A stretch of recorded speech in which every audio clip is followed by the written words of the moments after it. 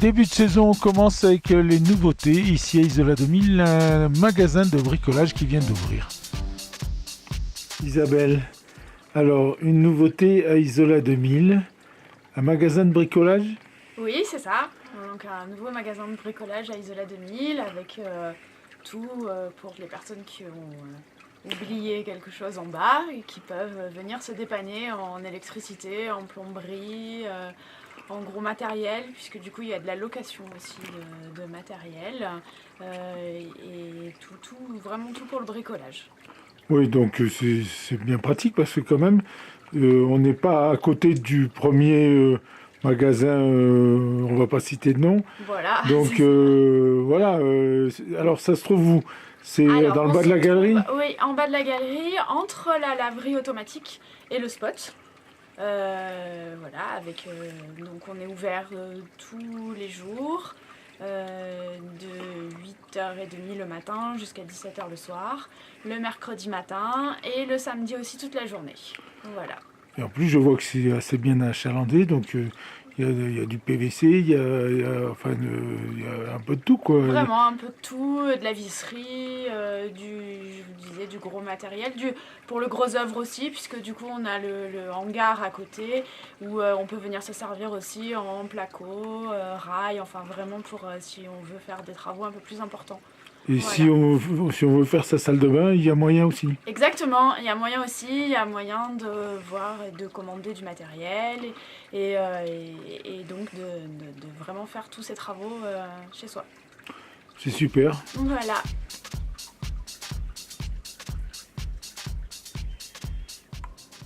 Et on a oublié un petit truc, comment il s'appelle ce magasin? Alors c'est le magasin Loctom, Oui. voilà.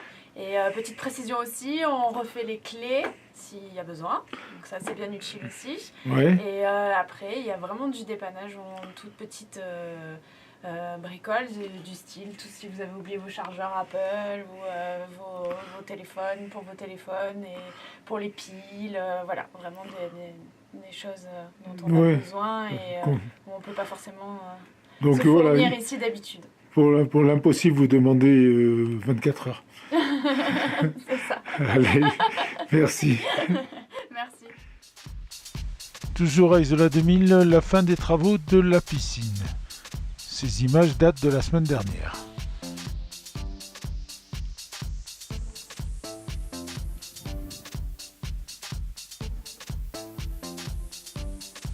« 300 000 € de travaux pour refaire le bassin et le pourtour ainsi que les clôtures. »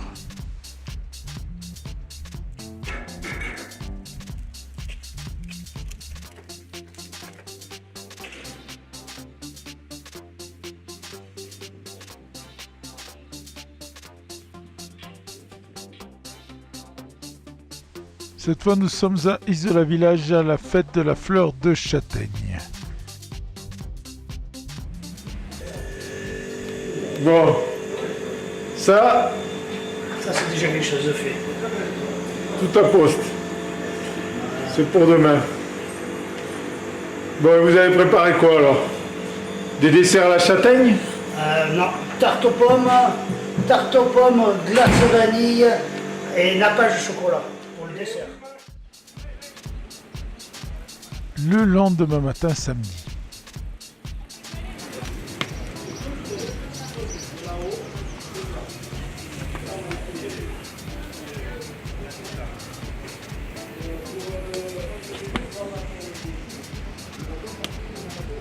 Là. 12. Non, 6. De quoi? Ouais, mais celle. Ah, les C'est des selles, hein. couleurs. Ouais, tu prends les marrons, toi. Oh. On prépare les gigots, on les beurre, on met les herbes, on met l'ail. Ensuite, à 8h30, on allume le feu. À 9h, on commence à mettre les gigots et vers midi et demi, tout est cuit. Donc vous êtes arrivé à 7h. 7h. Voilà. Voilà. Et Tout ça- à poste. Tout à poste. Ça va être très bon, quoi. Il n'y a Ouais. pas de raison. Non, y a pas de... Bon, je vais aller voir les accompagnements dans la cuisine. C'est là-bas. Tu as la passerelle. Je vois ça, hein, c'est le pont des soupirs. Mais ouais, avant on faisait le tour, maintenant on a quand Ah même. ouais, organisé. On est organisé. Bonjour.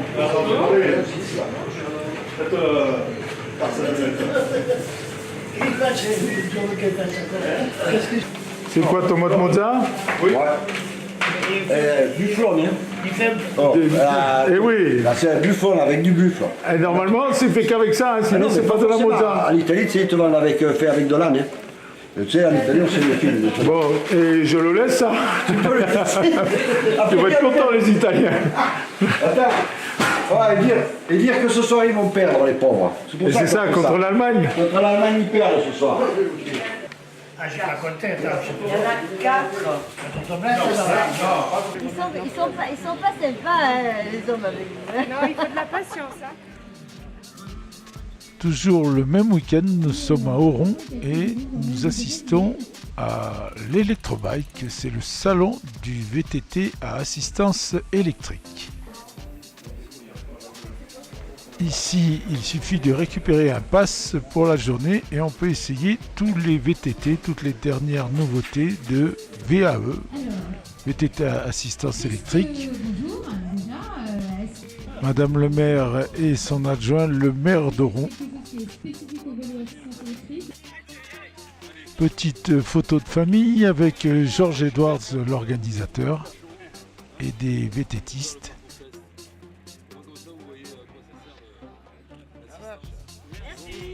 Georges Edwards, donc ça fait combien d'éditions de l'Electrobike? Eh bien, ça fera la 3e édition de l'Electrobike, salon du VTT à assistance électrique, ici à Oron, avec un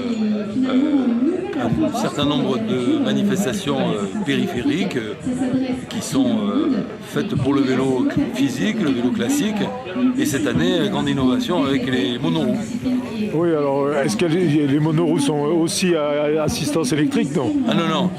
De toute façon, le salon est dédié au VTT et dans son ensemble. Vélo, dans son ensemble. Alors c'est vrai qu'aujourd'hui, ce qui est le plus d'actualité et le plus innovant, c'est le VTT à assistance électrique, parce qu'il ouvre un champ de pratique et de pratiquants qui n'étaient pas en place jusque-là. Mais cette curiosité permet d'élargir aux enfants. On a eu une très belle course d'enfants, et puis à tous ceux qui aiment la glisse et le VTT alpin, ici à Oron, sur le magnifique bike park de la station. Alors, il y a toutes les marques s'y sont mises au VAE?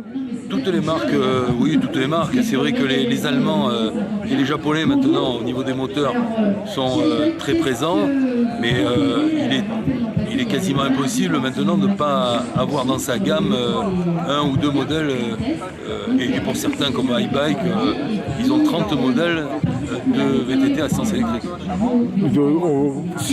C'est pour les riches ou alors c'est abordable? Absolument pas. C'est absolument pas pour les riches, on se dit ça va être cher.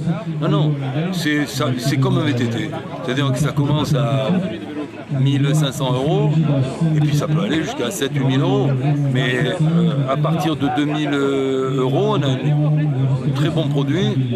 On peut l'utiliser pour se promener, pour randonner, et puis en plus on peut l'utiliser en ville, à la place d'un scooter et en toute liberté, parce que les VTT à essence électrique sont des vélos. Hein. On est bien d'accord, c'est pas des vélos électriques, c'est des VTT à assistance électrique. C'est-à-dire que c'est la production physique qui est rendue par le moteur électrique. Si on pédale pas, le vélo n'avance pas. Ce qui veut dire qu'on fait un peu de sport un peu plus souplement, et on s'en sert d'une manière presque universelle. D'accord. Le programme de la journée et du salon? Alors ce matin, comme demain matin, c'est consacré toute la journée à des essais libres. Hein, il suffit d'avoir son bracelet et on peut participer aux essais, aux tests. Il y a des randos accompagnés avec des moniteurs du cyclisme français, pour ceux qui voudraient aller un peu plus loin. Et tout ça, c'est gratuit, c'est offert. Après, il y a des compétitions.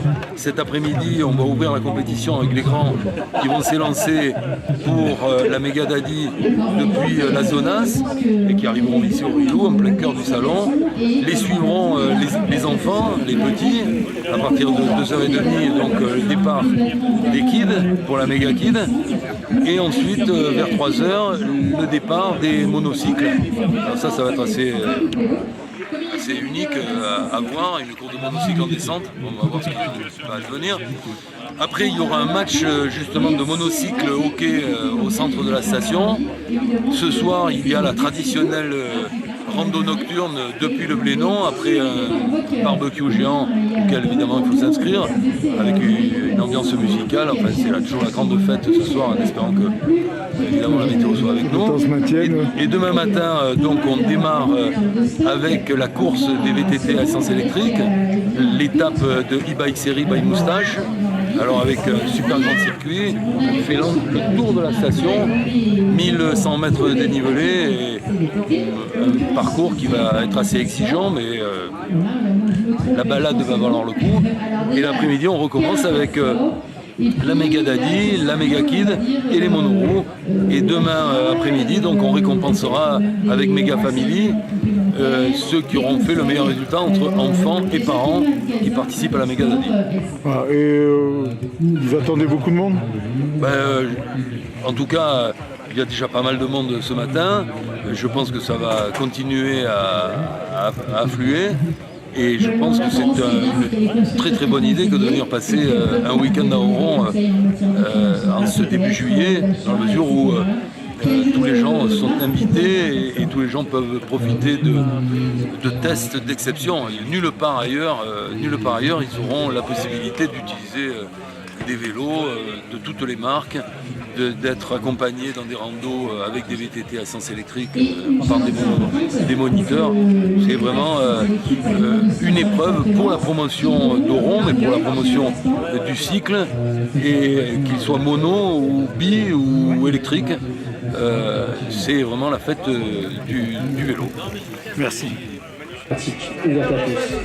Donc un vrai service ici chez Bergamont, donc n'hésitez pas. La station d'Oron qui a mis l'accent sur le VTT depuis des années.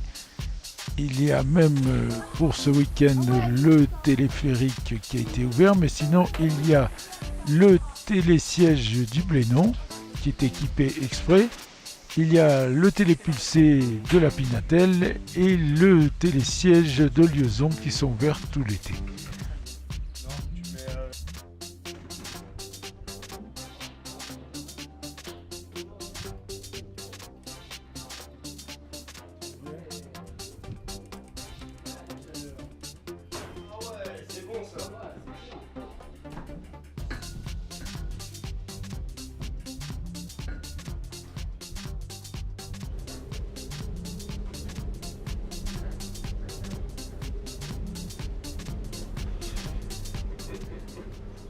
La première fois que vous venez à Oron? Non, on est du coin. Ouais. On monte souvent ici. On est habitués, c'est eux qui font les tests en fait, les descentes. Et ça va, ils sont concluants? Ouais, ça va. Je sors.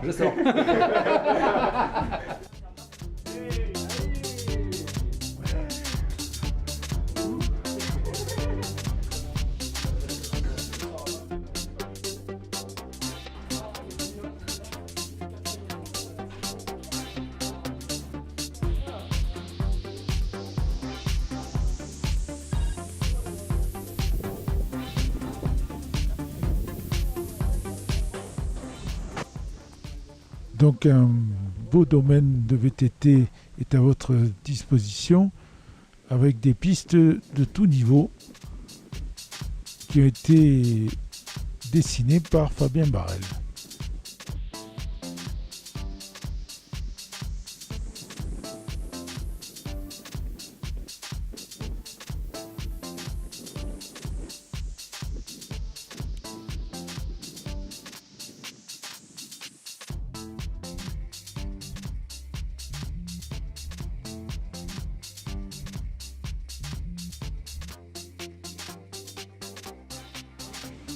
Arrivée du téléphérique avec une grappe de VTTistes qui va pouvoir se régaler. Le téléphérique, lui, est ouvert le week-end.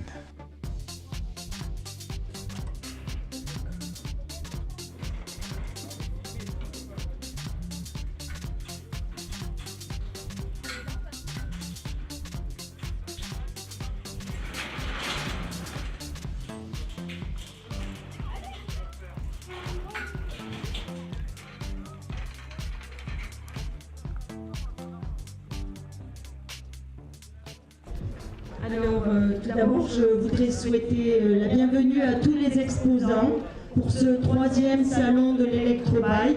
C'est un grand plaisir pour la station d'Oron d'accueillir ce salon et je voudrais vraiment remercier la métropole et son président, Christian Estrosi, qui a voulu que ce salon perdure. Et cette année, je dois dire que c'est une belle édition puisque le programme a été vraiment agrémenté.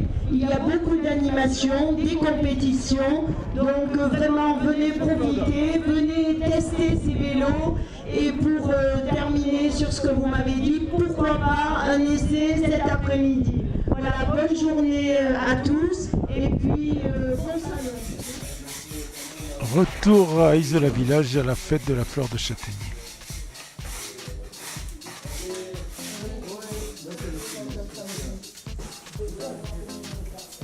Les préparatifs vont bon train et les bénévoles s'activent.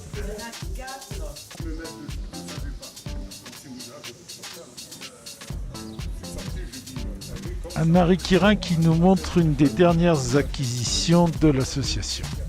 C'est une machine professionnelle, hein. Donc c'est une machine que l'on trouve chez les glaciers, les restaurateurs qui veulent vendre des glaces et qui nous permet de pouvoir faire des glaces et des sorbets qualité professionnelle. Donc on a eu une formation avec Philippe Blain, que je vais te trouver, qui est professeur au lycée hôtelier, professeur de pâtisserie, et qui est un spécialiste de la glace, qui a un super blog d'ailleurs, Philippe Blain Pâtisserie, où il donne des conseils extra, et qui nous a expliqué comment faire de la glace bactériologiquement correcte pour que bien évidemment on n'ait pas de soucis, parce qu'il faut quand même savoir que la glace c'est un produit fragile, et en même temps arriver à doser les différents types de sucre, parce qu'il faut savoir que pour faire une glace, nous on est habitué à utiliser un seul sucre, c'est le saccharose, mais qu'en fait c'est extrêmement technique et que suivant si c'est de la glace, si c'est du sorbet, si c'est quelque chose qui est gras, si c'est quelque chose qui est très sucré, on va y rajouter différents types de sucre pour donner de la texture, donc du dextrose, du sucre inverti, qui sont des sucres naturels,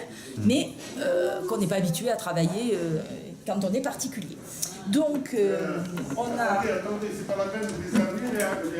Voilà, en fait, hein, donc c'est une petite capacité, on voit bien, on fait quand même 8 kg à l'heure, parce qu'après, quand le produit est froid, le produit s'appelle un mix en glacerie, quand le produit est froid et qu'on le met à l'intérieur, ça tourne en 3 minutes, 3-4 minutes. Donc en fait, on arrive à faire 8 kg de glace en l'espace d'une heure. Donc on n'avait pas besoin d'une machine de plus grande. Et il nous a appris tout le côté nettoyage qui est extrêmement précis, parce qu'en fait, quand on a tout fini de turbiner, on enlève tout. On enlève les joints, on enlève ça, on enlève le joint qui est là, pour que tout soit nettoyé quand on finit, et on recommence en fait avant de faire les glaces. C'est quelque chose d'assez technique. Donc l'objectif maintenant étant d'arriver à mettre au point une magnifique glace à la châtaigne. On a fait quelques essais, on a encore quelques petites choses à rajouter, mais on espère bien que cet été on arrivera à vous faire goûter quelques sorbets peut-être pour commencer, pour la fraîcheur de l'été, et les glaces un petit peu plus tard dans l'année, sachant que s'il y a des gens qui veulent apprendre, on est toute une partie à avoir suivi la formation et être capable de pouvoir les aider à faire et après, le but, c'est de vendre des bacs de glace?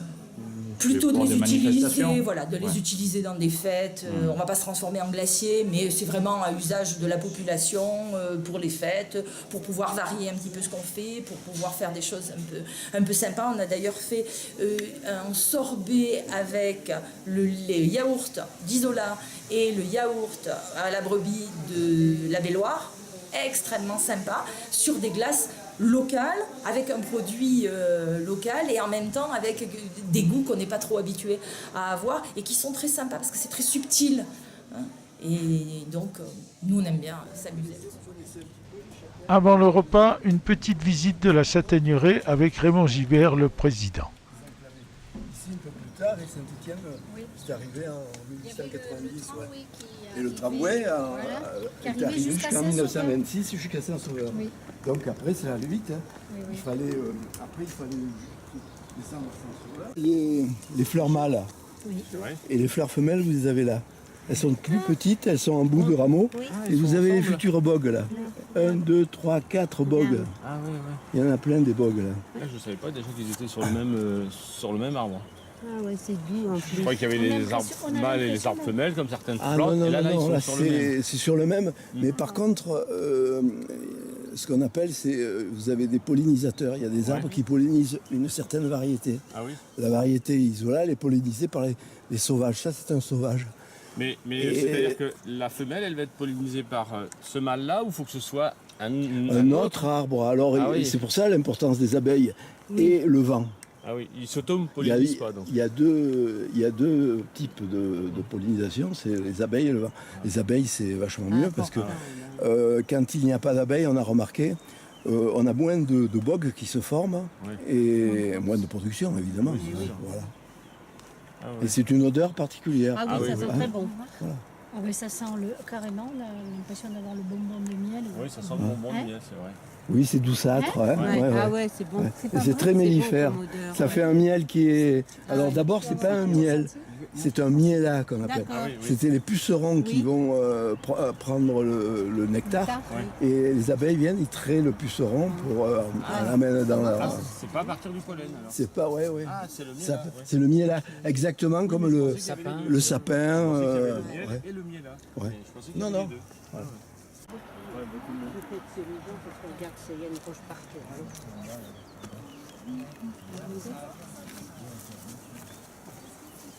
Les anciens, vous vous rendez compte des pierres qui bougeaient là? Comment ils arrivent à les mettre là-dessus? Ils les faisaient tomber de dessus parce qu'ils n'avaient pas d'outils à cette époque-là. Ça, c'est des murs qui ont, je sais pas, la châtaigneraie est datée à peu près de 1600. Donc c'est à peu près la même époque. Pareil, comme le terrain, vous avez vu, il est très pentu. Il fallait faire des restanques. Et puis, quand ils nettoyaient les terrains, ils sortaient toujours des grosses pierres. Les grosses pierres, elles étaient amenées avec une baramine, je pense. Ils faisaient tomber. Et ça, c'est bien parce que vous verrez plus loin, quand il y a un mur avec des gros blocs comme ça, paf, le poids, ça cale tout. En principe, ce mur, il ne tombera pas. C'est dingue. Et l'important d'un mur pierre sèche, c'est derrière, c'est pas ça. C'est derrière, il faut faire un drain à une longueur de bon mètre. Plein de petites pierres. Plein de petites pierres. Vous verrez un reportage plus complet de cette visite de la châtaigneraie. Pour l'instant, nous retournons au repas.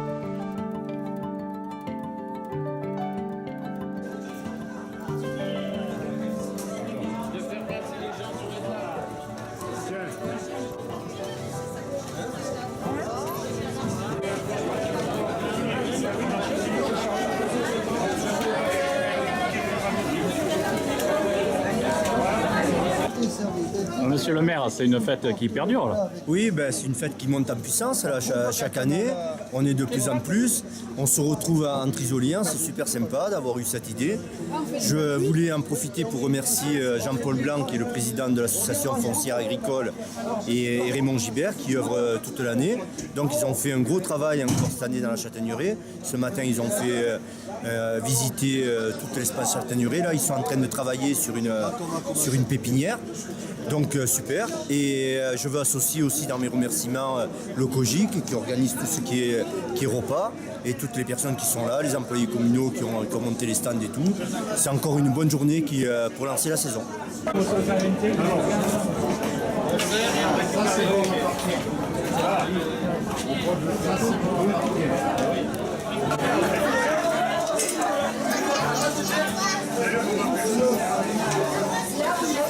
Voilà. Organisé par le COGIC, l'association La Châtaigneraie, puis la FA aussi un peu bien sûr. D'accord. Tout le monde met la main à la pâte. Sympa quoi. Et ça va, ça s'est bien passé?